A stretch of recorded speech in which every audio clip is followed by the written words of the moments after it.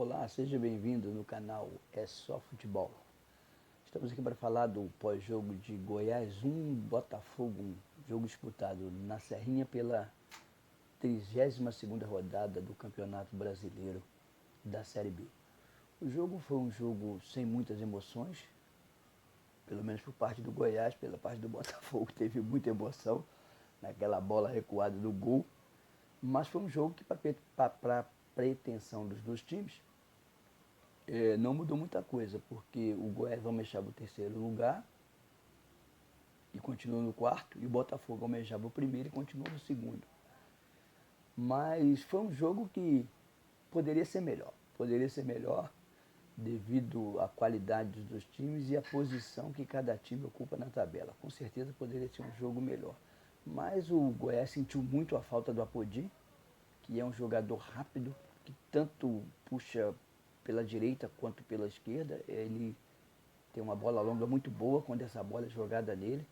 Então eu acho que o Goiás sentiu a falta do Apodi, embora porque o Nicolas ele não tem vindo muito bem nos últimos jogos. Tem 12 jogos, 13 jogos sem marcar. E isso faz muita falta para um centroavante, para um atacante. Mas eu acho que mesmo assim ele deu muito trabalho para a defesa do Botafogo. Ele conseguia confundir a marcação do Canu e do Carli. Mas se o Apodi estivesse no jogo, talvez o Goiás pudesse ter uma estratégia diferente. Porque o Carli não é um jogador muito rápido e isso dificultaria muito a marcação dele no Apodi. Mas eu acho também que o Henderson não entraria com o Carli se o Apodi tivesse jogando, condições de jogar pelo Goiás.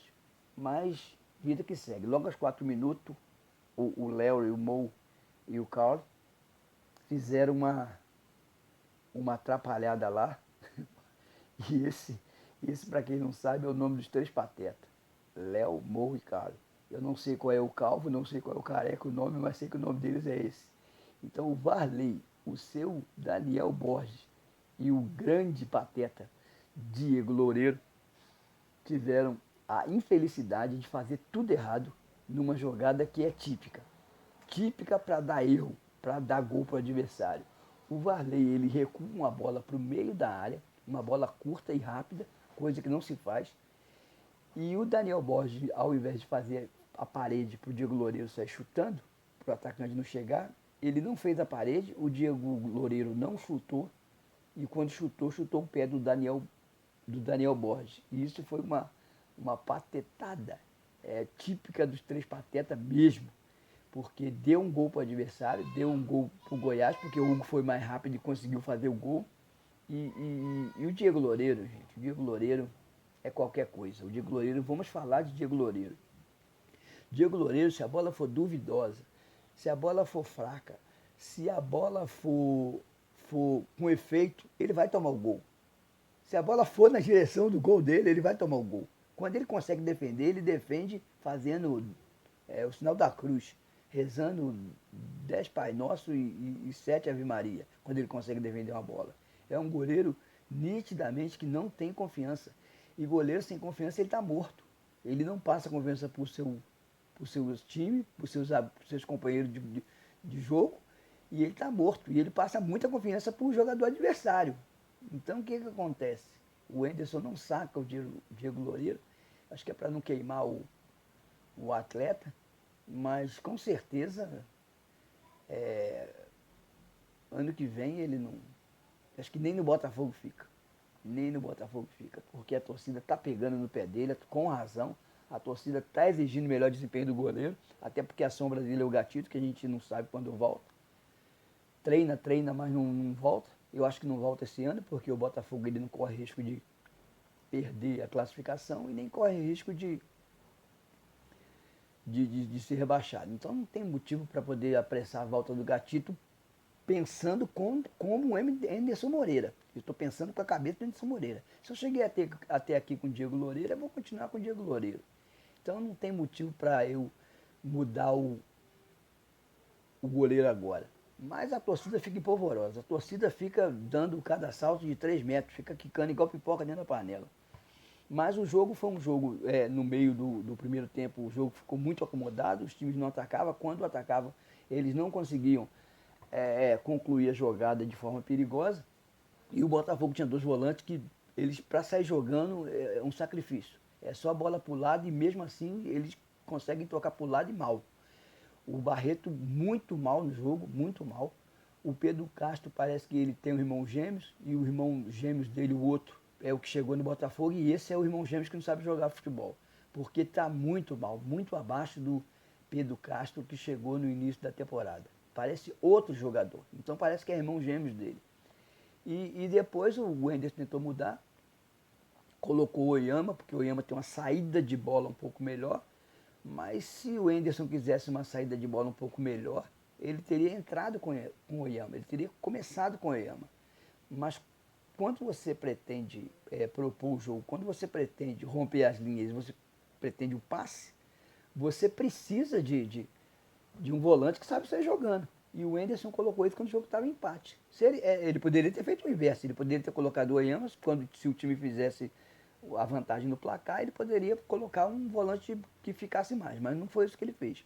O Chay apanhou muito, achei a arbitragem do Daronco péssima, achei péssima a arbitragem do Daronco, então a gente chega a uma conclusão que não é nome, não é juiz de Série A ou juiz de Série B, eles são fracos mesmo, tanto da Série A como da Série B, são fraquíssimos. E o Daronco, ele tem um problema seríssimo.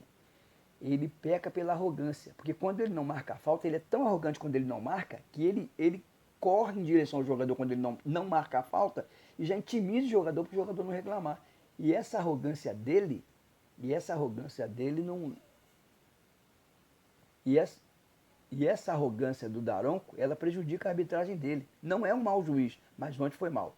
Deixou o jogo correr muito, deixou o time do Goiás chegava junto e por baixo, porque você pode chegar junto, mas você tem que chegar junto na bola. E a defesa do Goiás chegava junto no jogador. No jogador. Tanto que o Chay saiu do jogo por uma entrada muito forte.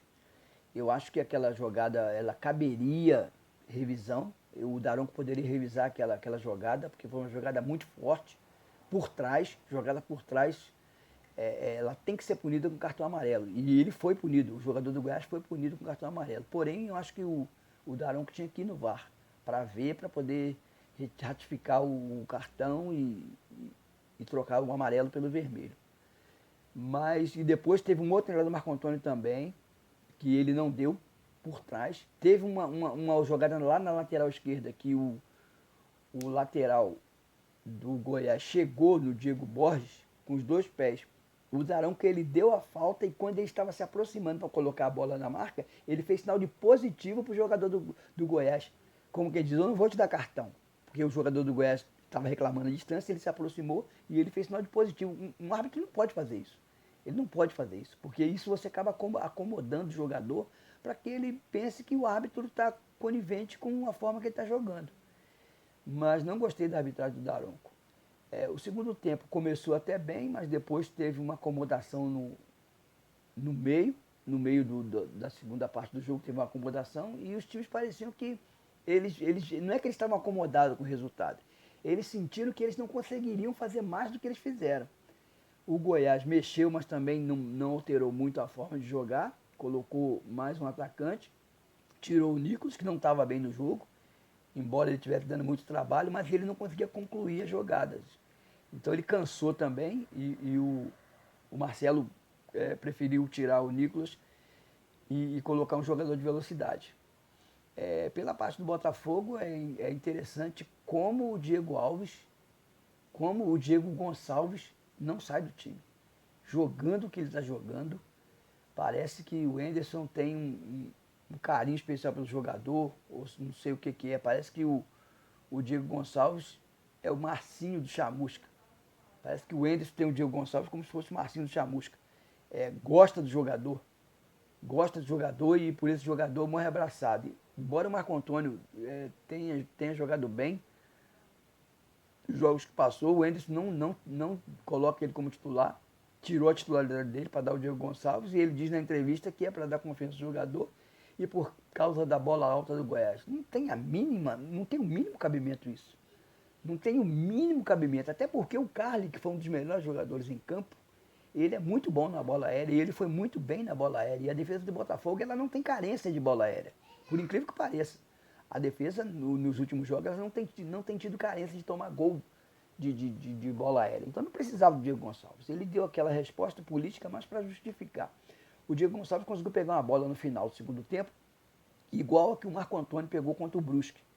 E o Diego Gonçalves conseguiu chutar a bola tão mal que a narradora pensou que ele tivesse dado um passe. Mas ele errou o chute e a bola saiu totalmente torta. A bola idêntica que o Marco Antônio pegou contra o Brusque, só que é a diferença de qualidade e de técnica. O Marco Antônio pegou a bola, ajeitou e bateu rasteira no canto esquerdo do goleiro. O Diego Gonçalves, como ele faz sempre, ele puxa para a direita, para finalizar. Essa ele finalizou totalmente errado e continuou no jogo, jogou os 90 minutos. Então não dá para entender.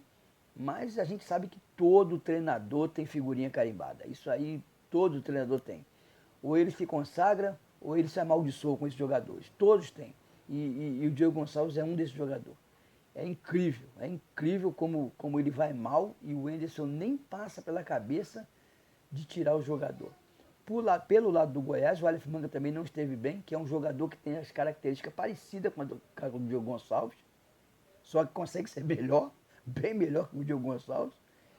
E ele não foi bem também, ele não conseguiu trazer a bola para a direita, que é o forte dele, ele joga pela esquerda e ele traz a bola para a direita, chapa ela no canto esquerdo do goleiro. Ele não conseguiu fazer isso, tentou algumas vezes, não conseguiu.